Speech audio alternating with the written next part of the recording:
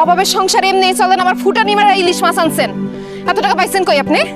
এত বকর বকর করে তো কতদিন হয়েছে ইলিশ মাছ খাই না, তার হিসাব আছে? যাও তাতে যাও, রান্ধন বসো। এসব চুরি ডাকাতি রান্ধন আমি রান্ধতে পারুম না। আপনার মন চাইলে নিজেরটা নিজে রাইন্দা খান।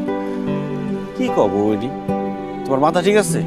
আমার মাথা ঠিকই আছে, আমি নিজের কানে শুনছি, নিজের চোখে দেখছি। আপনারা কি মনে করছেন আপনারা বাপ পুতে মিলে কই গেছেন আমি জানি না? আর জানি গলা কাটছেন আল্লাহ মাবুদ জানে।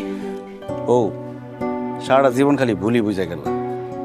বাপ পোলায় রাত্রেবেলায় গেছিলাম অন্য কামে, আর এই বাজার সদাইগুলো এসে নিয়ার কলির সিলাই।